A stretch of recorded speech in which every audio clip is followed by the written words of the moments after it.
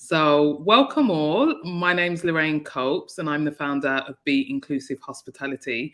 And we are here for another edition of Thursday Night Takeaway, which is a short series whereby I connect, speak to founders, inspirational leaders within the hospitality, food, and drink industry. And so today's guest, I'd love to invite him to introduce himself, tell us who he is, what he does, and just tell us a bit about your business. So, hi Lorraine, I'm Sherwin. A Filipino-born British citizen, and we are a distillery based here in Greater Manchester, making spirits that represent my Southeast Asian heritage. Mhm. And we're also a conservation brand. We named this after the Tarsier primate. They are such an icon in the Philippines. They're on the money, they're on the t-shirts, and we work with the Philippine Tarsier Foundation and donate 10% of our profits to saving these wonderful creatures that have been around for 45 million years. And there's hardly any left. So we want Wow. to do our bit to support. Yeah, makes sense. And so tell me what led you here. What led me here was pretty much, I guess,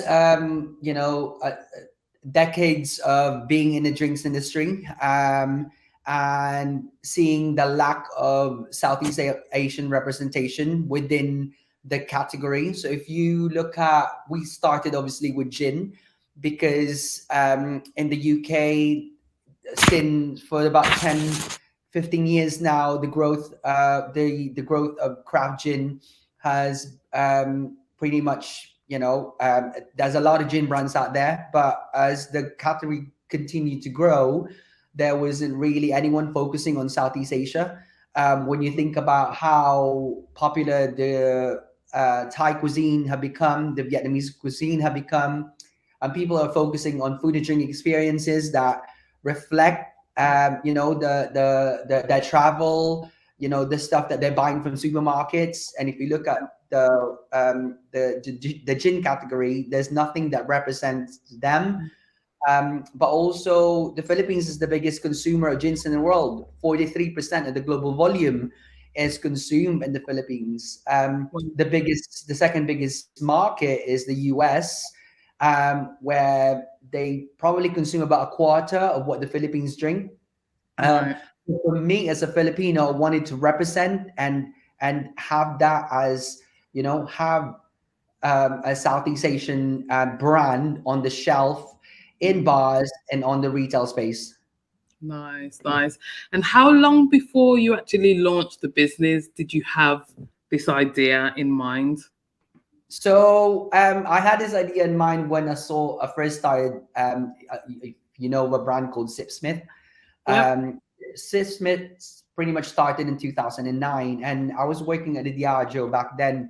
And I thought, well, okay, craft gins are growing, but as the year went on, I thought, well, they're missing a trick here. There's people are people have traveled to Southeast Asia. You Mm. see books being written and films like The Beach, for example, that tells the story of uh, people going over there and experiencing the culture. And also Thai, like I said, Thai, Vietnamese, East and Southeast Asian cuisine are growing. Mm. And I thought, well, year after year, there's brands that are popping up everywhere, but they were pretty much focusing on regional British kind of like flavors. And we Yeah. thought, well, Southeast Asia is universal. People know of it, and people buy Thai food, buy Vietnamese food, buy Malaysian food. Why don't we have this replicated within the spirits industry? Yeah. So since 2009, I thought, well, you know what? I've had this idea, and it's only when I left um, my career in the drinks industry to say, right, you know what? No one's gonna do it, so let me do it. And I took all the experience that I had and put this into what you see now, which is Tarsier. Nice. What year did you launch? 2018. Okay. So 2000. So yeah, Okay. 2018. From 2009, this idea has been in my head, and Wow, launched in 2018. amazing. And I guess you're already in the industry, so there was an element of familiarity already. But has has your perception or your idea of the industry changed since launching your business? Yeah, I mean, as obviously as I guess as an account manager working for a global corporate company like Diageo, you work with massive brands with big budgets, and you know, Mm, like I worked myself as a bar. I started as a glass collector in a bar, and then moved my way up, working as a bartender, and then as a sales rep. um, Obviously, I've always known the industry to be an open and fun industry. That's why, I moved my career as a scientist, as a biologist, yeah, going into the drinks industry, because yeah, I got addicted into this environment, where you're accepted for who you are. But coming from a corporate company to a startup, it doesn't matter that you know these people that you've been, dealing with, buyers within the on-trade yeah, um, groups that you've been working with, because once you start as a completely different brand, they judge you on what you can offer, and you don't have the marketing budget anymore that you can throw at listing fees and stuff like that. So yeah. Mm, yeah, that's interesting. Yeah, it's so different being starting out on your own. You're a yeah, completely different person. yeah. And so, how long in total have you been within the drinks industry? Like, So I been in the drinks industry, I guess, as a bartender starting in 2002. oh, But okay. as a sales rep, I started probably about 2005. Um, so about 13 years behind me, like 13 years of I guess, a professional career, Yeah, and then going into, obviously, now having my own distillery and having my own brand. yeah. And so, with that length of career within the industry, how do you personally find balance, being a consumer of alcohol as well as being a brand owner, being immersed within the industry? How have you been able to find balance over the years? A balance in terms of what?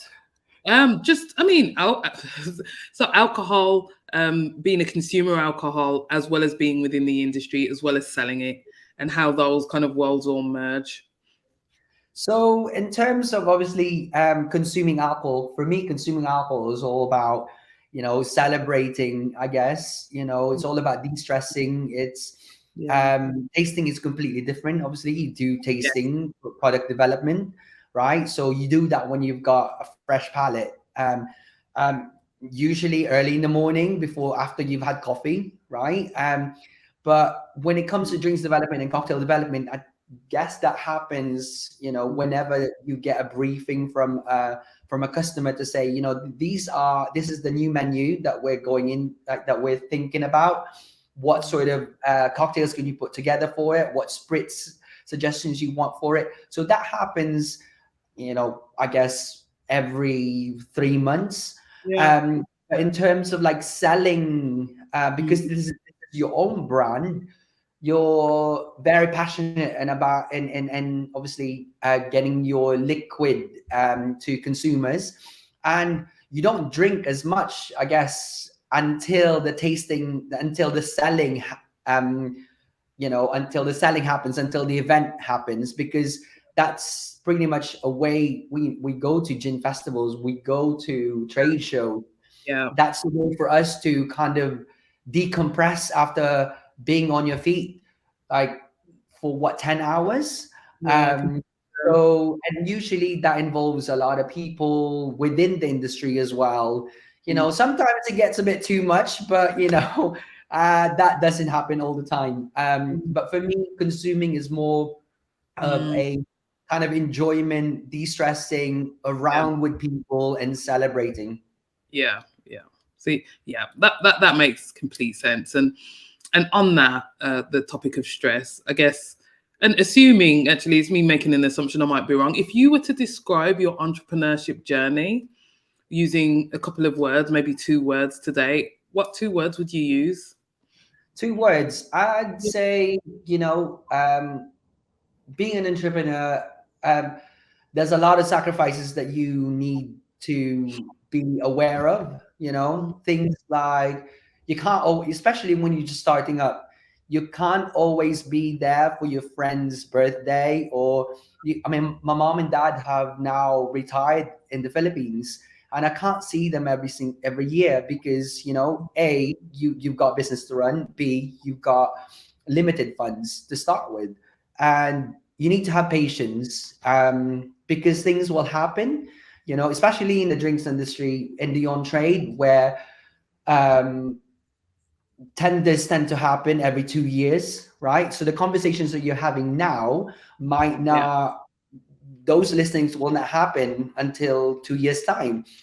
yeah, And you need to be patient about that. But also, stick to your own path, because you see all these brands posting stuff about how great it is to own a brand and how amazing it looks on social media. But at the end of mm, the day, you need to be focused on what it is that you're doing, because everyone has got their own journey.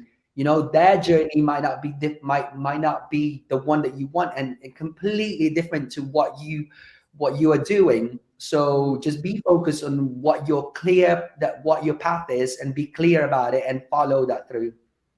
yeah, that makes perfect sense. And I think in answering that, you've also answered the next question, which was really around what are your takeaways so far. Obviously, you're on a journey. We'll call it a marathon, Yeah. and I think what you've described in terms of being a takeaway, in terms of focusing on your own personal journey, is really important. Do you have anything else that you'd share as a key takeaway as an Yeah. entrepreneur? So for me, the biggest surprise for me was that strangers have become the biggest supporters. People Yeah, that we don't know. People that have met us on a maker's market and bought the bottle without knowing us. yeah, Like I said, some of your contacts that you built up, with over the years, yeah. with by being in the industry. Some of them will support you, but most won't. So be prepared for that. Like the people who are gonna champion you are, the people that you've never met before.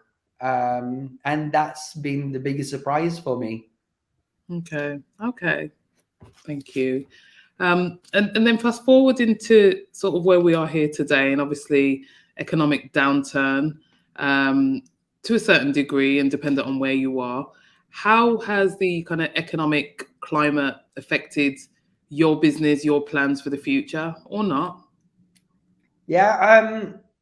The economic downturn here in the UK, I mean, it's global, I guess. Yeah, But the one thing that has affected us a lot is Brexit. Brexit, because we lost pretty much most of our EU business because of Brexit. right. Where we can know, like, when you go to European trade shows, the first thing people ask you is that, where do you ship from? Do you ship from the UK or do you ship from the EU? Because once, you know, before it was easy to send small orders from the UK over to the EU. With Brexit, Yeah, that's the paperwork, all the charges, and the costs of sending small pallets over to Germany have gone up. yeah, So for small businesses that can't fulfill a container, which would only mhm, require one document for having 20 pallets in there, it's easier for someone to take in a container of 20 pallets, so the same company, rather than a container of 20 pallets from different companies.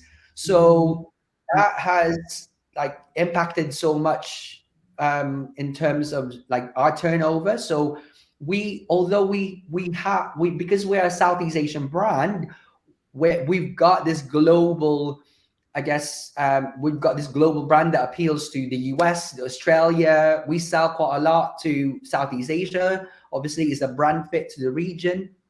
So we've been thankful that those have, they that's going up Yeah. every year. But Yeah. we've lost most of our EU business.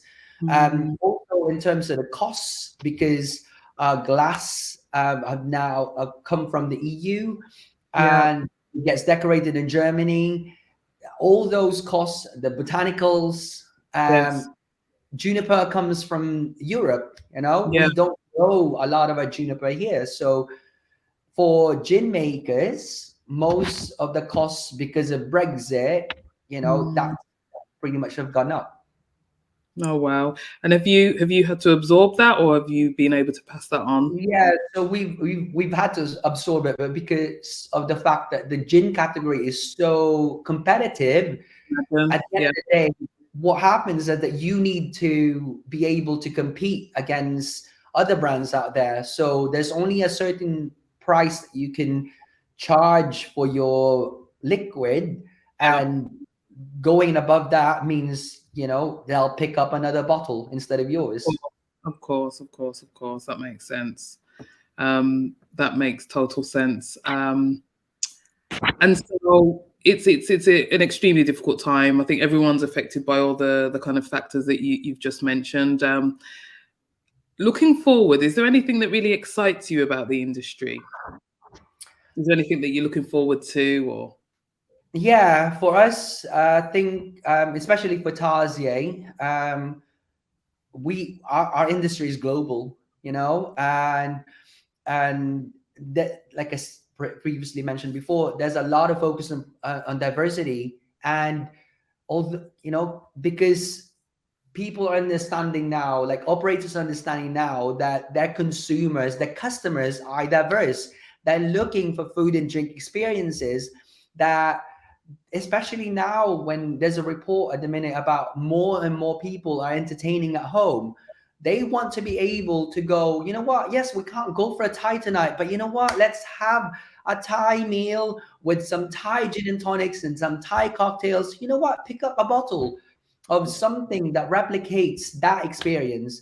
yeah, And the more, what I'm excited about is that some operators are getting it now, yeah, especially this treat, of like having a Saturday and Sunday where they want a Vietnamese meal or whatever. They're getting it now. So the shelf space in supermarkets, they have Thai meals, Thai meal kits, Vietnamese meal kits. Let's yeah, have a look at that and let's replicate that on, beer, wines, and spirits aisles, yeah. right? And let's, consumers are hungry for it. Let's give it to them. Yeah, that makes sense. And I think really positively, we're seeing that change starting to happen more and more. We just really need it to extend fully within on trade and off trade, I would say. But I think we're definitely on a journey for sure, which is positive. Super duper.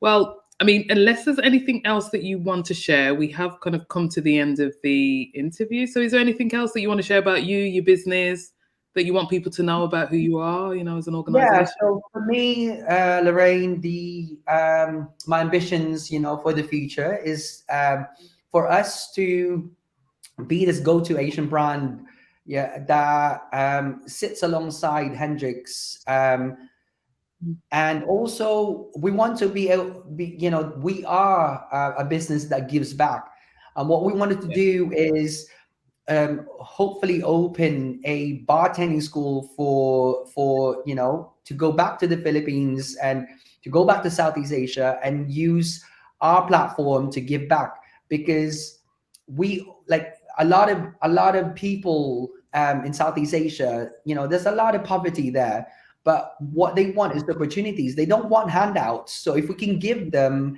a platform in which they are able to understand the drinks industry and give them skills like bartending so that they can go to bars and apply for jobs and uplift themselves from poverty.